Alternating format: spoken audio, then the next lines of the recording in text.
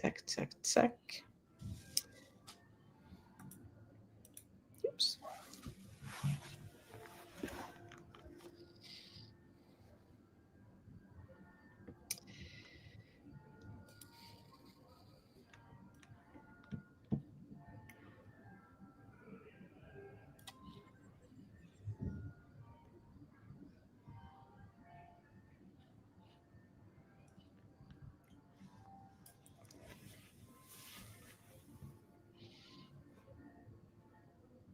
So, hello everyone, and a warm welcome back, Sönke.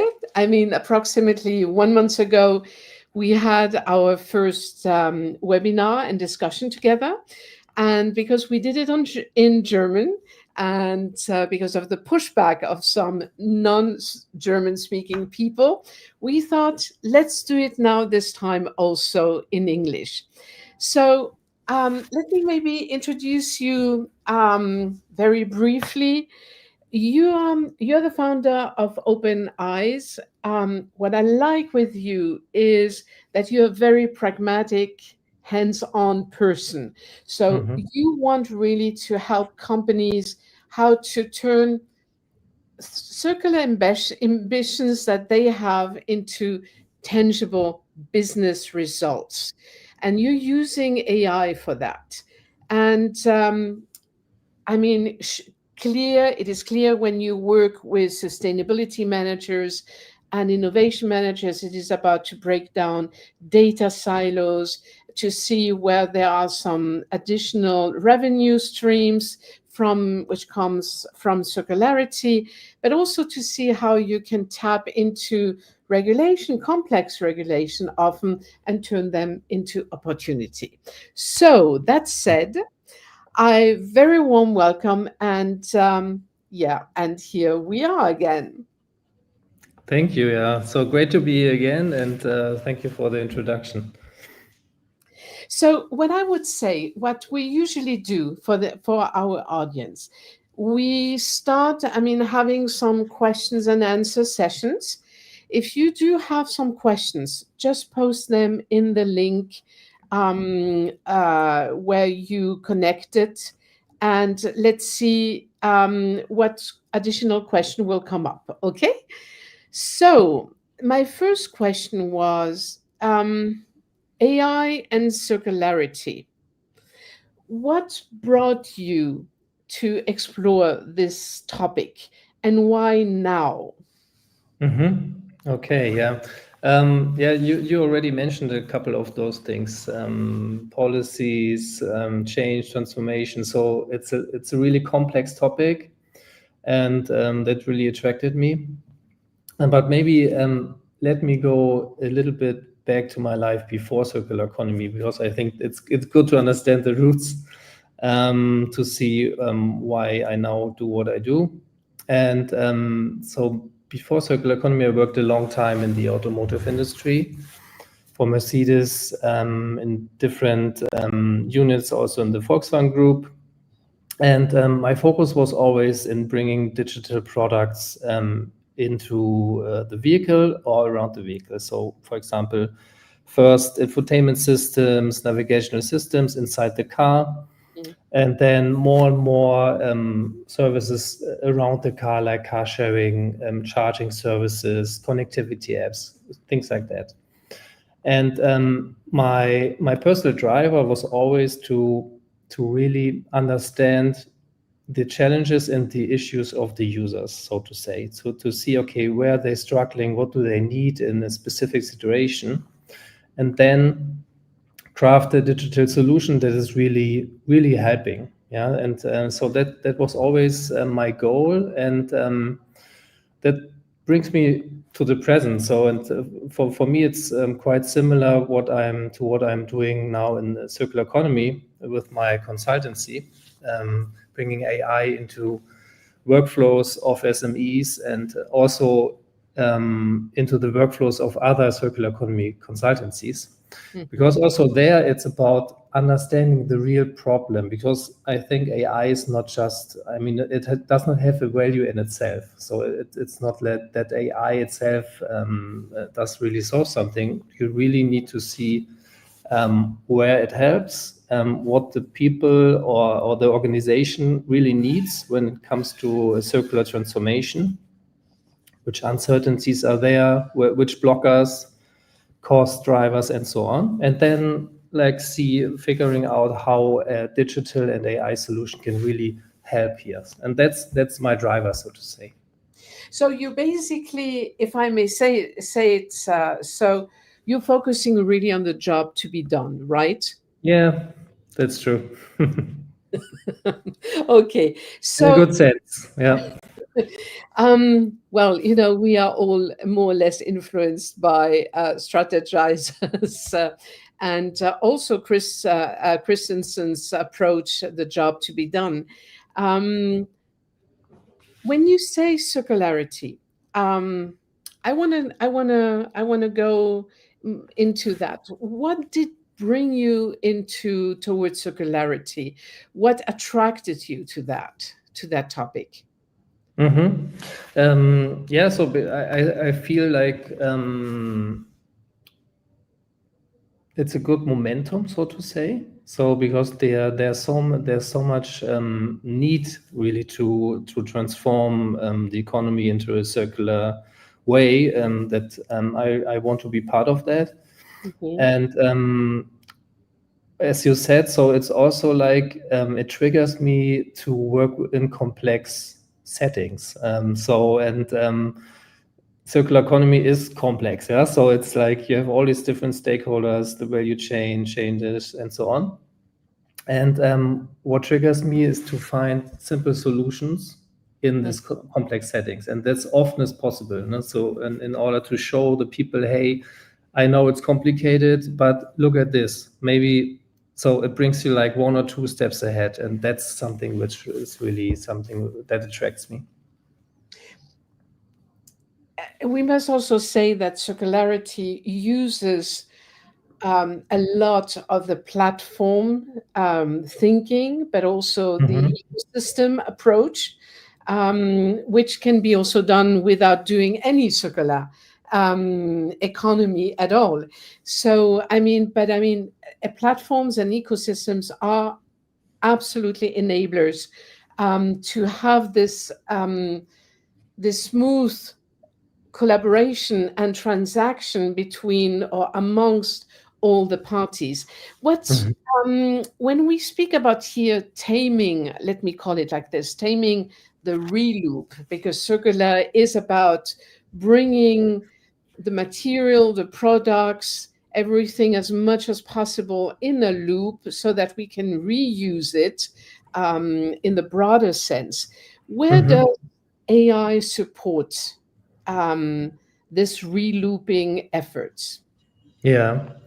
Yeah, so there are a lot of ways. We talked beforehand, for example, about maybe what a lot of people have in mind, prompting or using ChatGPT, which is, I think, it's a valid first step to see like what is a good prompt or a good strategy to get good insights, for example, on a circular economy problem you face. Yeah, so it would be maybe a first step. But I think what's even more interesting is to take a look at the whole system. So when you for example, we also have a demo video of a system I was involved in, which is a sustainable packaging AI. And maybe you can show it in the background, because I think it's good to use it as an example to understand This one? what the approach can be. Yeah. Yeah.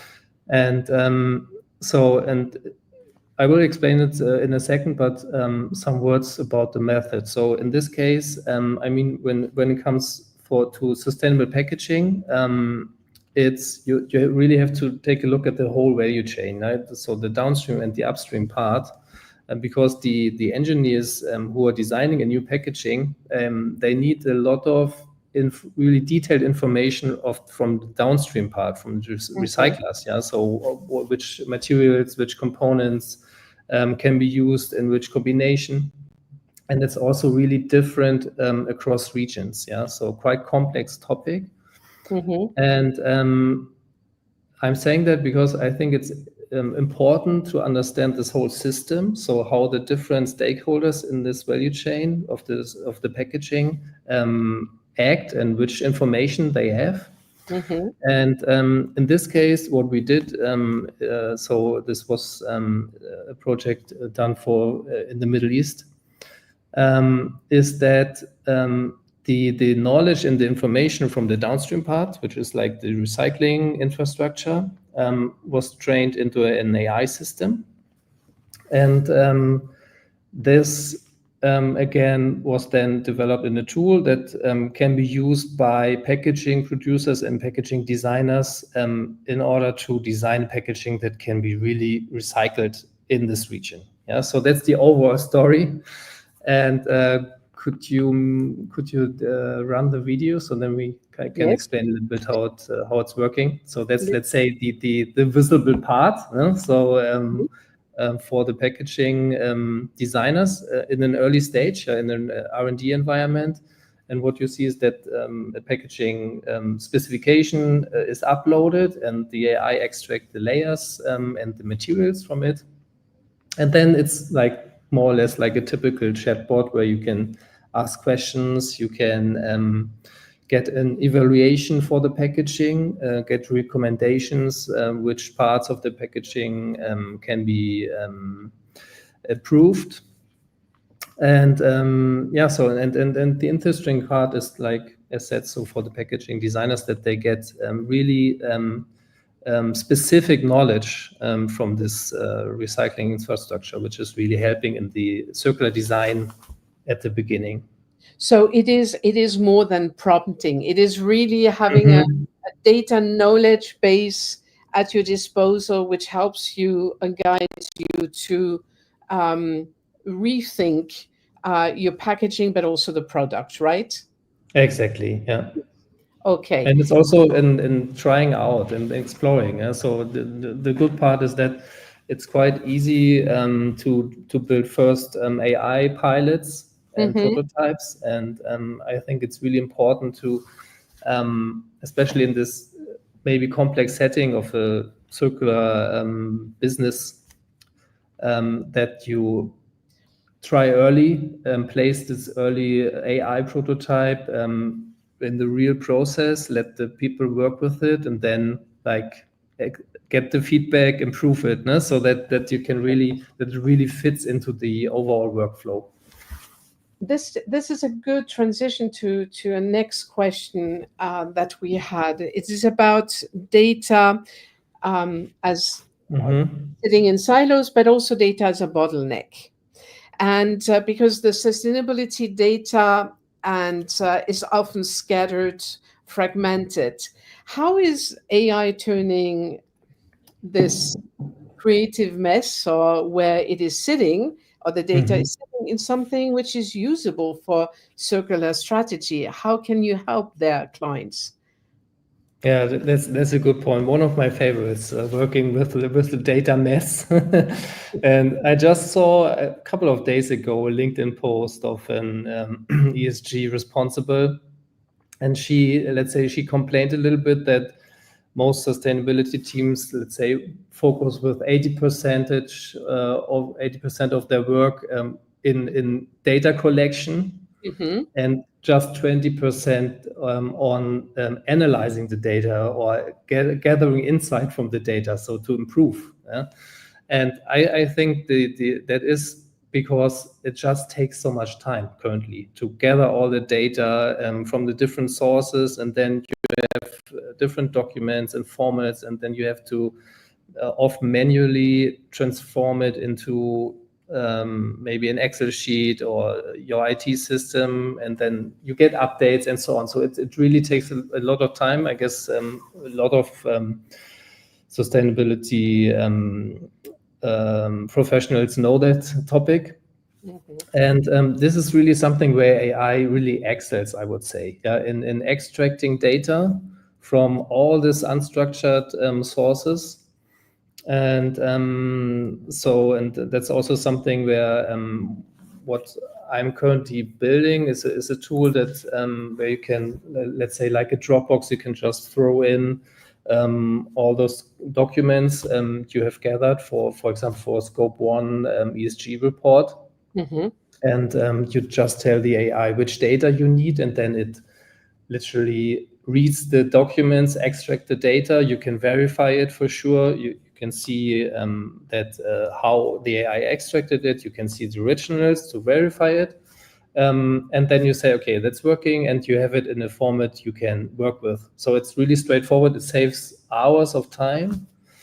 And so the whole story, I think, is now ESG professionals who use that kind of AI software, they can now focus more on analyzing the data, right? So because they have more time to do that, and now they can extract more insights in improving the business. Yeah. Does it mean that you are basically by converging all the data in such a manner that it can be looked from different perspectives, that a sustainability officer or manager can also talk with a product manager or a product designer, and so that it can enable or reinforce, I would say, even the collaboration amongst the players? Yeah, that would be the next step then. No? So if you have you are relieved, so to say, from the data gathering part. Yes. Then we can focus on how to get the insights from the data, or maybe translate it into like insights that you can talk to with the procurement or with your CFO, and that's also something where I can help in the next step. So to identify, for example, patterns or ways to improve. Yeah.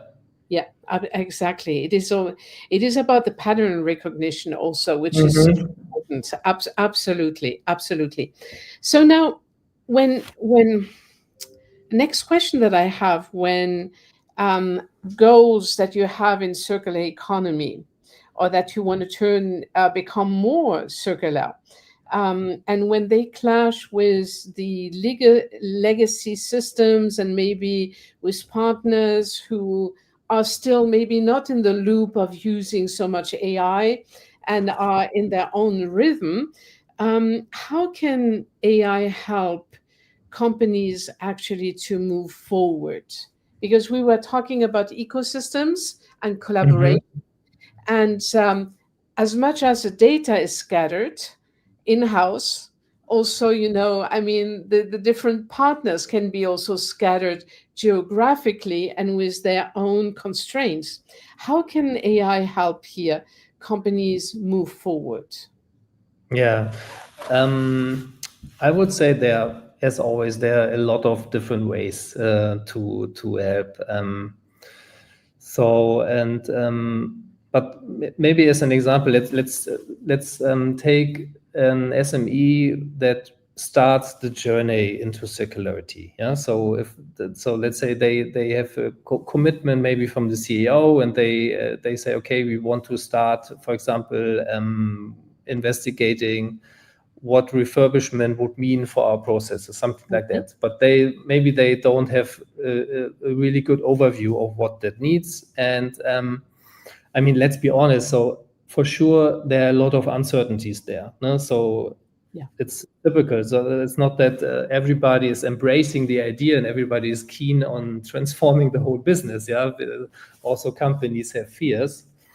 And so that's why it's typical that all these different stakeholders, be it internally, but also like suppliers and stakeholders from outside, they have these uncertainties. And you asked how AI can support here. And I made a good experience in using AI in this early phase to showcase how this specific company could transform into a circular business. So what does it mean? Which activities do they have to do? Where are cost drivers? What are revenue opportunities? And so on. So and that's really helping them to get a better picture. specifically to them. And I think also there we have a demo video of a tool that is really helping in this case in, for example, in work sessions. Yeah. You know, before we, I show, because I'm sitting in the cockpit and I'm going to upload them. In the driver's seat. But you know, when I think that you were touching on a very important point, the resistance of people, and I think that what we find out is often that it is the resistance comes from the fear of loss. You have worked for 10 years, for 20 years, also at night sometimes, or during the weekends. And the work that you have provided was also always fine. And one day you have someone coming in and saying, I can do it way better than you. I mean, the resistance comes often that someone tells you that what you have done up to now is crap. And if we can acknowledge that there is a loss, however, though, that the expertise they've built, if it is used with what tools that you are giving them additionally to their expertise, it is where studies and researchers have shown that once you include the people, even if there is loss in the sense that the processes will change and etc., that all of a sudden it is, people accept it because it is not a personal attack or understood as a personal attack, that someone tells me that what I have done up to now is obsolete or was anyway obnoxious. But I agree with you, absolutely. So let's go to I think it was, you know what? I need to upload it. I'm very sorry. I see that I have uploaded not the right video, and here it is. And let me see. Here it is. And we're going to put it here. And so that you can, is this one or this one? Oh, no. That's the former one. Yes. Let me remove that from the studio.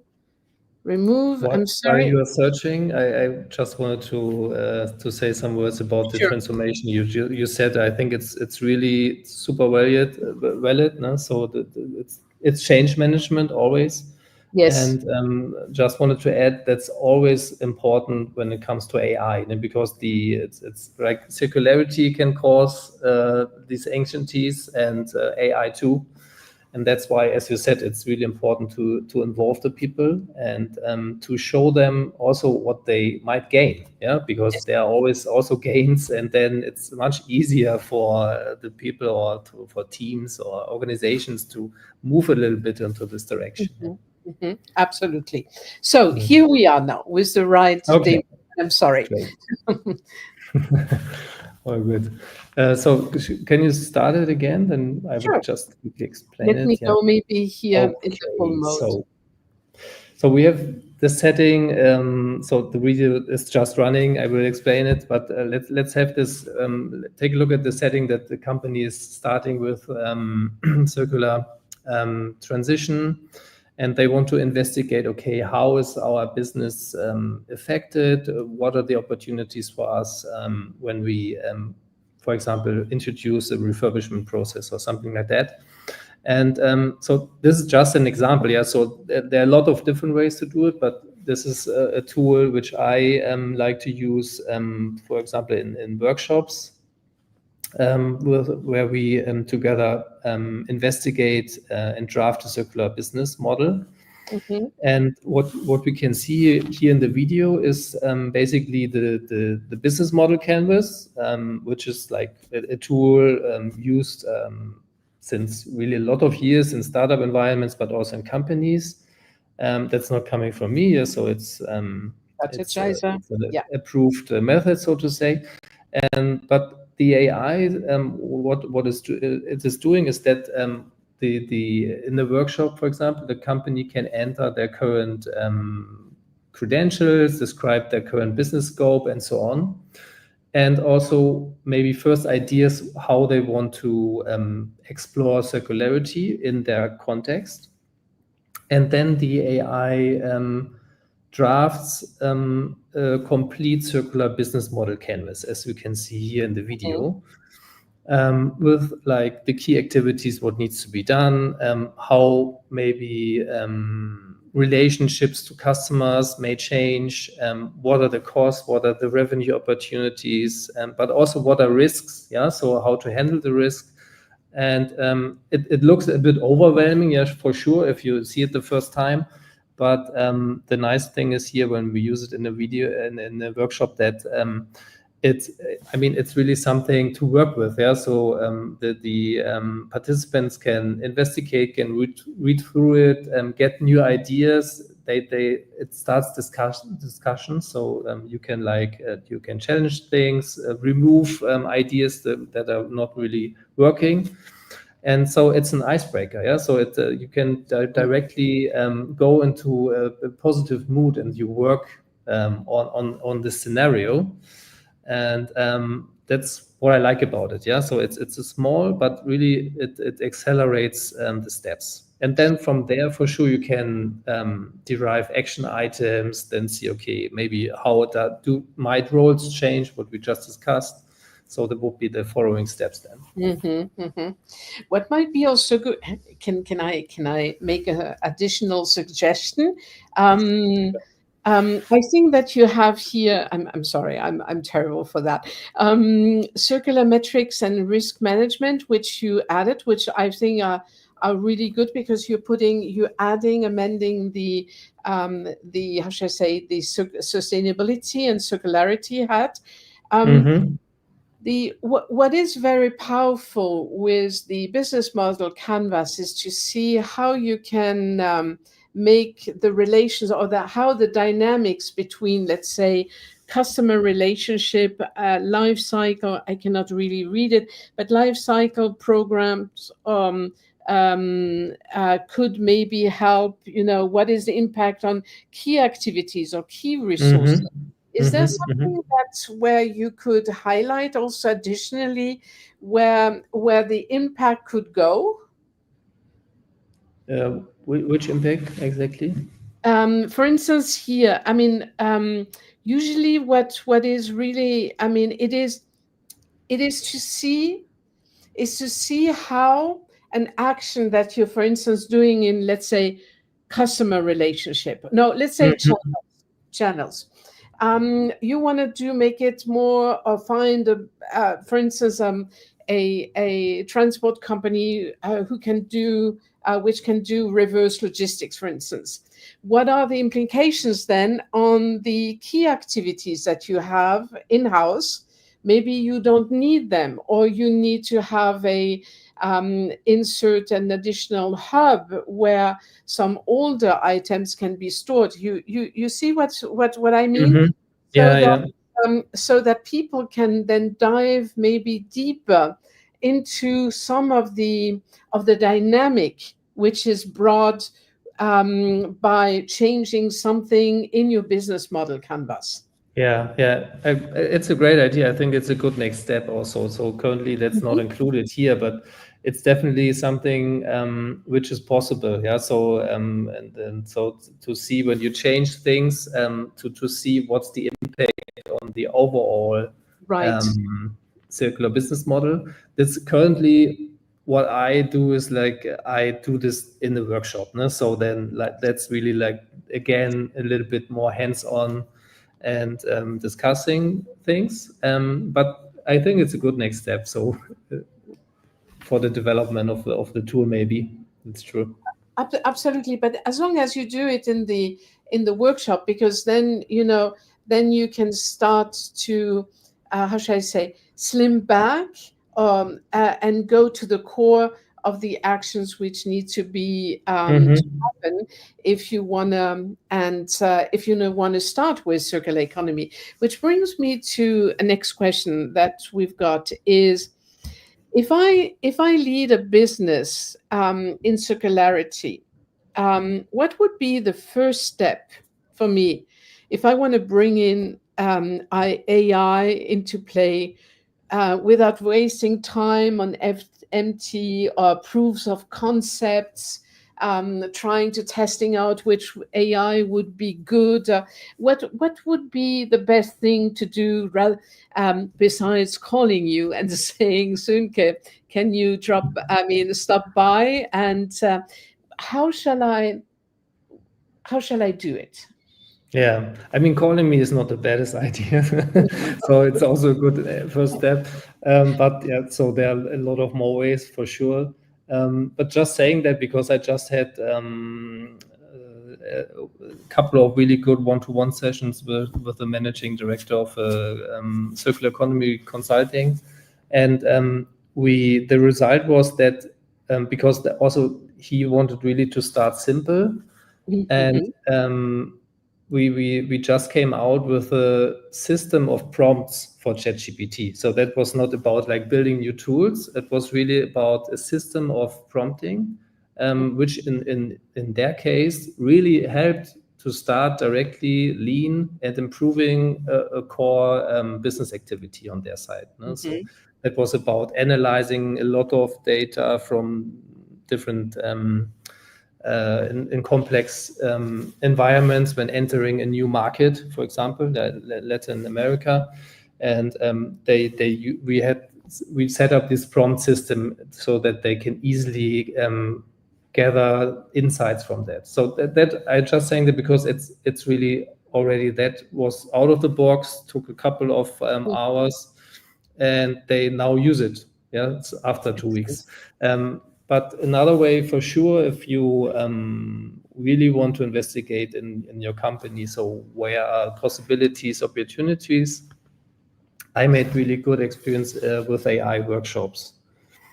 That means that in a classical way, conducting some interviews beforehand to see, okay, how do people typically work? What are the workflows? And then in the work session, take stock. So what's already there? How is AI currently used? Because I mean, most companies already use AI in a way, be it ChatGPT or something else. And I think it's important to see, okay, what's already there? What are the experiences? What is good? What is bad? And then like discovering the current processes. So depending on the problem, yeah. So for example, if a company wants to introduce or wants to go into the direction of remanufacturing, so we map the process, how it's currently or how it should be, and then take a look at uncertainties, at possible blockers, cost drivers, and then try to co-create ideas how AI can really help there. AI in digital, yeah. So I mean, it's not always just AI, and that's already that. Then you have really a good collection of ideas that are really mapping to a concrete issue, and that can be then rated, yeah. So you can see, okay, what's what has a high impact, but for example, a low effort in implementation, and that's probably the first you want to prioritize. And so, and then from that point on, you can really start working into the direction of AI integration. So, if people are interested in getting to discover what you do, how can they best reach out to you, Sönke? They can send me a mail via LinkedIn, connect with me. I guess that will be the typical way to contact me. Yes, yes, yes. And I would say if you now to the audience, because we are coming surely towards the end of the time that we have with our webinar. If you do have some additional questions, please feel free to post them in the LinkedIn post where the webinar is being streamed, so that also other people can benefit from Sönke's or my answers.